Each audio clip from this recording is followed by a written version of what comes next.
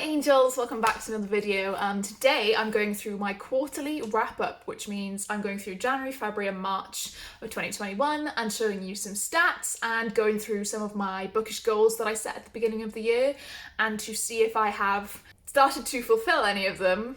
Spoiler, I have not.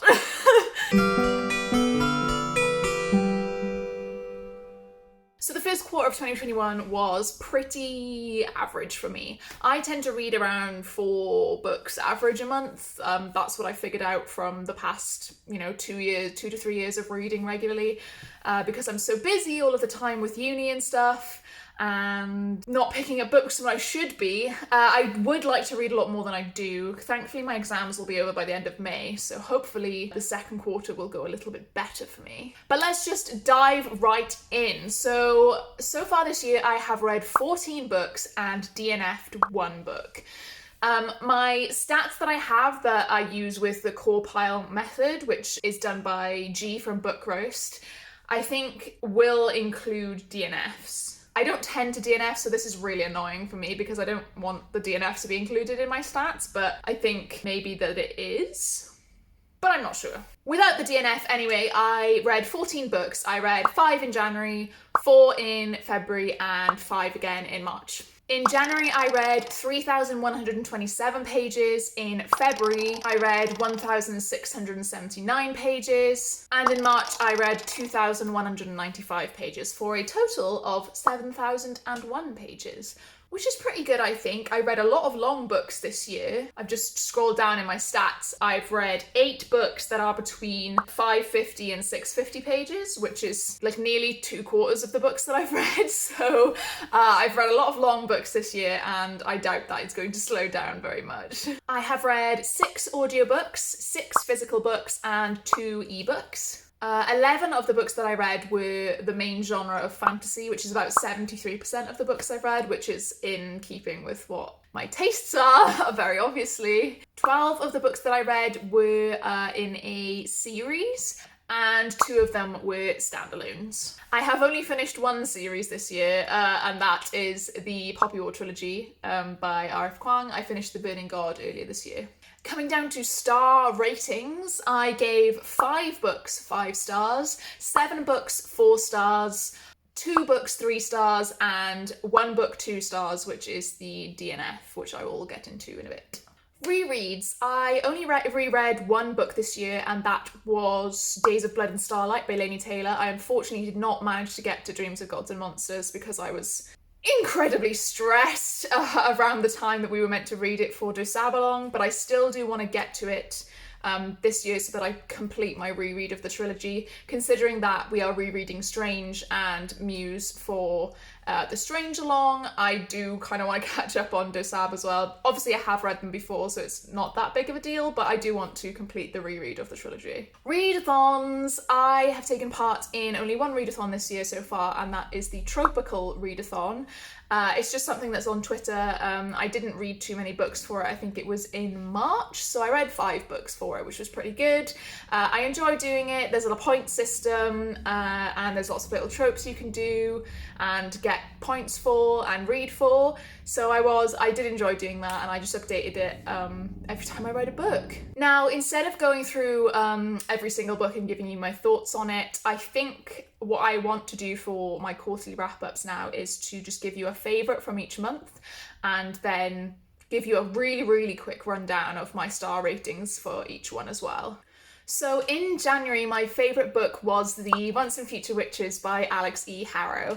This is one of Maddie's favourite authors from Book Rising blog, and she really loved this book as well, and I absolutely loved it. It was my first 5-star read of the year, my only 5-star read in January, hence why it's my favourite for January. And The Once and Future Witches is a historical, fantastical, I wouldn't say it's a fantasy because it's not quite that much. It's historical fiction with a sort of twist of fantastical elements. So we follow 3 different sisters and they embody the mother, the crone and the maiden, which is kind of a usual trope used throughout history with witches. Each sister has their own story arc and stuff going on in their life. Witching is real and witching comes from like nursery rhymes and things like that, which is something I really, really enjoyed about the book. It kind of reminds me of how I talked about the book Every Heart a Doorway, where when in real life, when you read this book, it's set in real life and you can kind of believe that these things could be true, or they were true once upon a time, that these witchings worked with these nursery rhymes and that's where they came from, or things like that.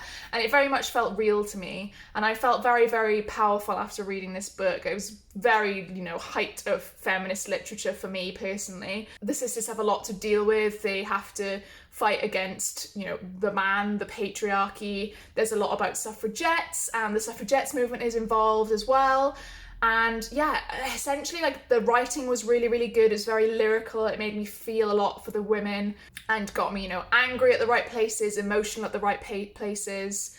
I just really, really enjoyed it. And it was kind of no question that I was going to give it 5 stars. I would highly, highly recommend it to anyone, especially if you're like a fantasy reader but you want to like broaden out a bit. I love fantasy and it's basically the only genre I read, but this for me was like a step further in me trying to broaden my genres. So the other books I read in January were Days of Blood and Starlight. Like I said, that was a reread, which was 4 stars. I read The Burning God by R.F. Kuang, which I gave 3 stars, controversially, I guess. I didn't quite enjoy it as much as I thought I would. It was a bit long, there was a bit too much walking, and I wasn't quite... I mean, I would say I was satisfied with the ending, but I feel it felt like it got too long to get there. It took too long to get there and have that finale, but I was satisfied with the character's ending, but some other characters didn't quite get a finished arc for me. There were just some things that I was a little bit disappointed in, but 3 stars is by no means a bad review or a bad star rating from me personally. It was okay. I would still highly recommend the series as a whole to everyone. It's kind of a polarizing read. I feel a lot of people either really, really loved it like the rest, or they were a little bit disappointed like me. But other than that, yeah, it was alright. It was pretty good. I also read The Ruin of Kings by Jen Lyons. I read this on audio by Katie from Brightness Katie Reads recommendation. I gave it 4 stars. It was a little bit long, but I really enjoyed the setup and I kind of saw where the author was going with it. Kieran is the main character and he is like the chosen one to destroy the world. It's kind of that kind of trope. It was a little bit long and a little bit drawn out, which is why I dropped a star, but other than that, still a pretty solid, first book in a series. Then we come to my DNF. So I DNF'd A Deal with the Elf King by... I don't even know who it's by.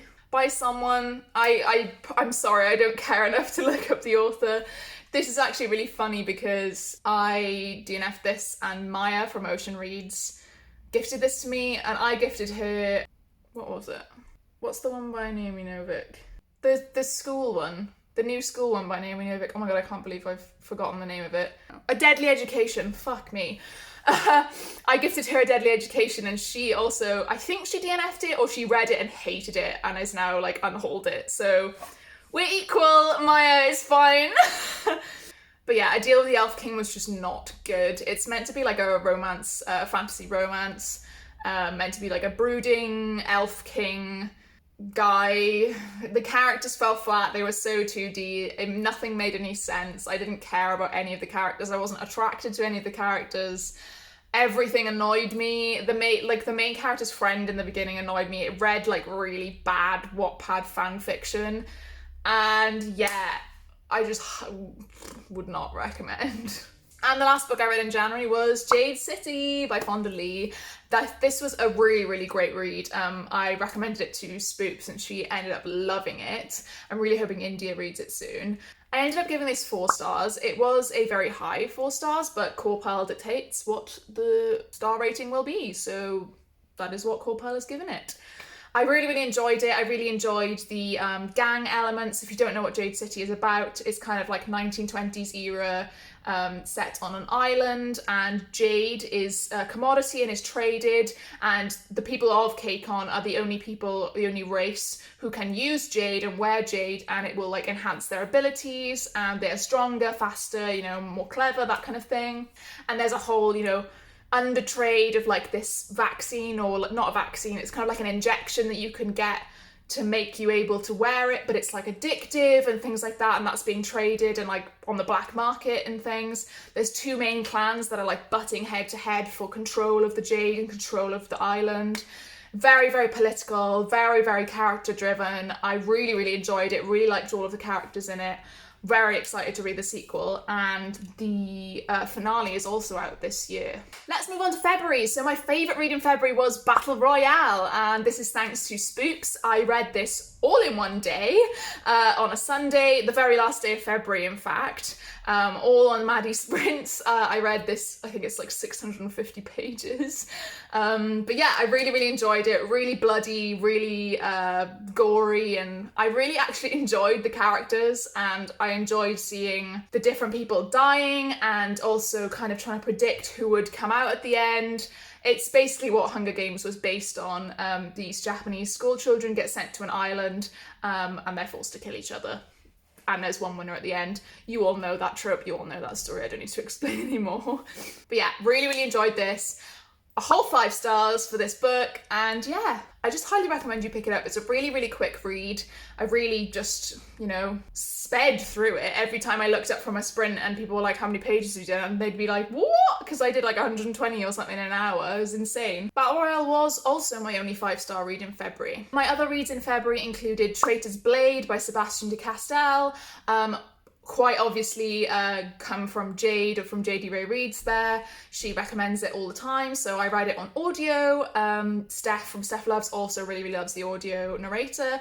I tried it out, I really, really enjoyed it. It is quite heavy, it's adult fantasy. It's about, the series is called The Great Coats, and it's about a guy whose wife essentially gets killed by the government, or, you know, the monarchy or whatever, the dukes.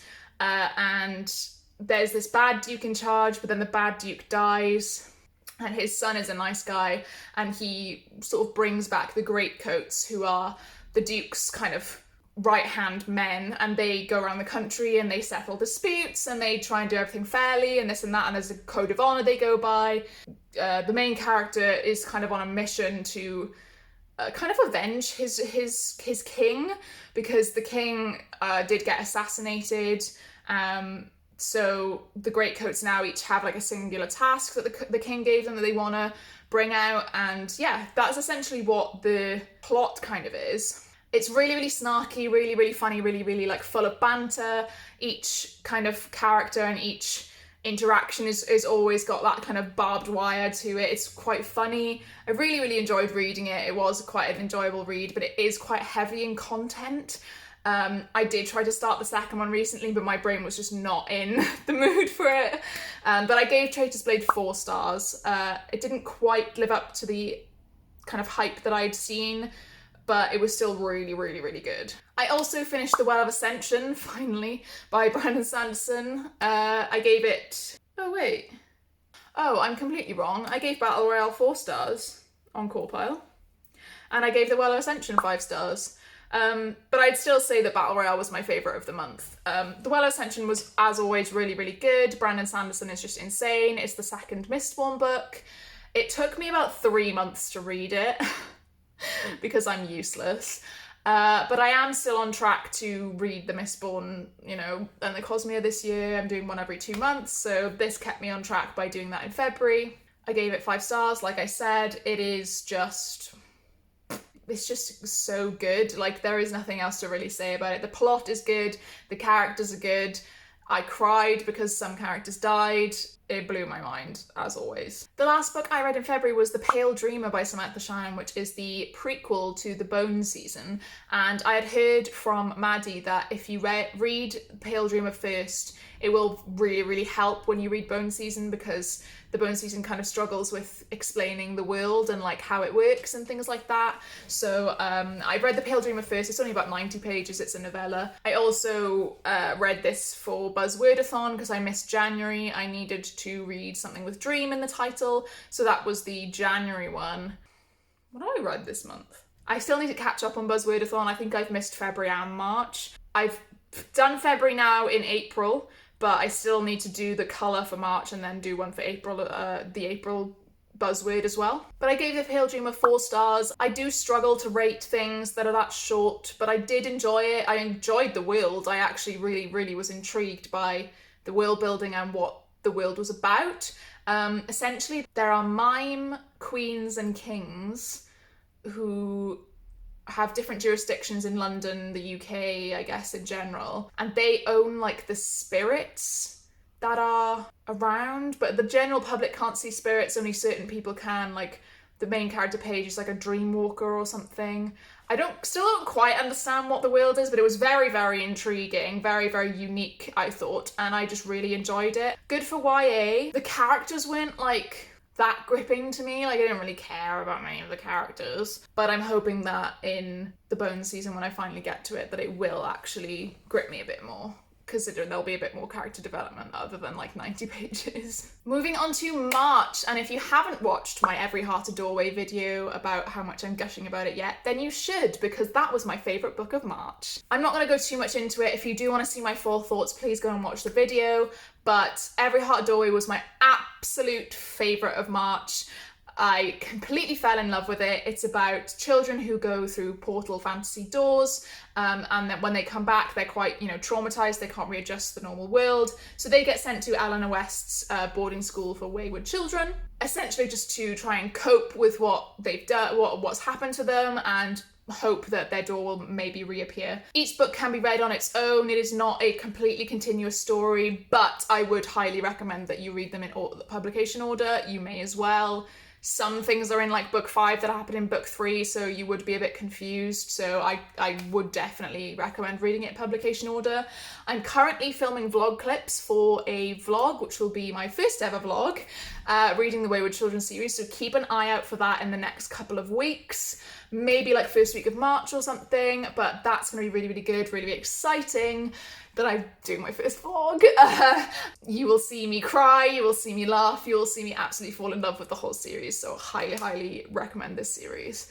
Obviously, I gave Every Heart a Doorway 5 stars. I also read Down Among the Sticks and Bones in March, which was another 5 stars, which is the sequel to Every Heart a Doorway. Absolutely loved it. Again, I can't even compare each book at this point. Like, the first 4 books for me were so good. I gave them all 5 stars. Obviously, I've read some in April now. Go read Every Heart a Doorway. It's so short. So if you've been putting it off, here is your chance. I also read From Blood and Ash and A Kingdom of Flesh and Fire, the sequel, in March. I really enjoyed From Blood and Ash, a lot more than I thought I would. People had said that maybe the beginning's a bit too info dumpy and stuff, but it was okay. I gave From Blood and Ash 4 stars and I gave the sequel 5 stars. Essentially, it's just fantasy romance. I wouldn't say there's any more substance to it than that, but it's kind of like one of those guilty pleasure things. It was pretty fucking good. The sex scenes were really well written, and I just can't give up a really good, well-written sex scene. I also read The Name of All Things by Jen Lyons in March, which was the sequel to The Ruin of Kings, which I mentioned I read in January. I gave this 3 stars. It is a low 3 stars because it was so long, it was so drawn out. All of the events in book 2 were happening simultaneous to the events in book 1, and I just didn't care because I wanted to see the continuation of book 1. I wish that she had put both books kind of together and just alternated POV, like chapter or something like that, and just cut a lot of it out. There was so much that like was just so boring and like did not further the plot or character development at all. I just didn't enjoy it, and I didn't care about the romance. It just came out of nowhere, and it's like, oh, suddenly they're kissing, like, oh, okay, I guess, sure. Anyway, that's my really super duper quick run through, my wrap up for each book.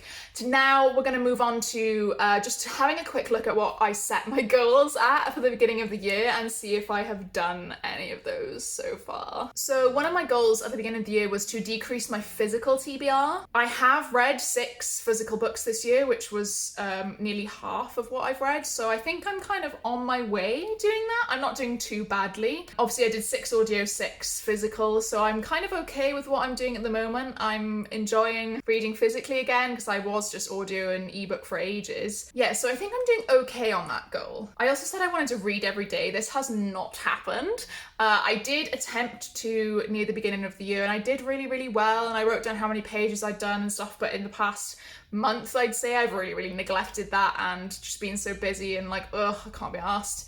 So I haven't been writing it down, but I do want to get back into that habit, writing down how many pages I've done a day, just so that it's in my little reading diary. It's just nice to look at. I wrote I wanted to stick to 3 books maximum at a time. I'm currently reading 6 books. This is not good. This is not good. I said I wanted to take part in more readathons.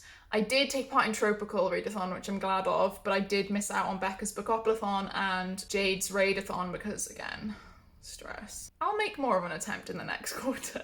I wrote I wanted to use the core pile method, which I have done for every single book, so I'm happy about that. And I also wrote I wanted to fill in my journal more, which I have been doing, but not as much in the past few weeks. Looking at the series that I wanted to finish, I have read 1 book from The Mistborn, which was one of the ones I wanted to finish, and 1 book from A Chorus of Dragons, which was another I wanted to finish. The others, like Witchlands, Ember and the Ashes, Morrigan Crow, Greenbone Saga. Oh, to be fair, I read Jade City, which is one of the Greenbone Saga as well, so that's pretty good.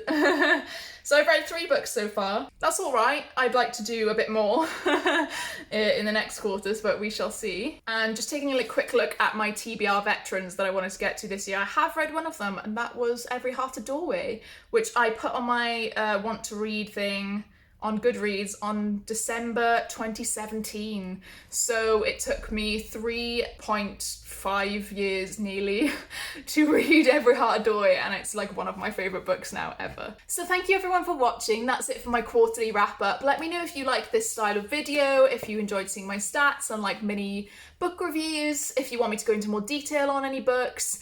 I'm going to try and do a few more reading vlogs over the next, few months and stuff. I might do a weekly one. I might just do ones for certain books. Considering I do only read around 4 to 5 books a month, that's kind of like 1 book per vlog if I did a weekly vlog. So I may try and stick to that kind of schedule. I know I definitely want to do a reading vlog for The Unbroken by C.L. Clarke because it's one of the big 3 most anticipated books that is coming out this year for me. So once I do my Every Heart a Doorway vlog and finish it, which should be in the next couple of days actually, I am going to move on to doing a vlog for The Unbroken by C.L. Clarke, and hopefully people will enjoy that. It'll just be a normal weekly vlog as well. I can put in things that I do during the week. Thank you for watching, and I will see you in another video soon. Bye!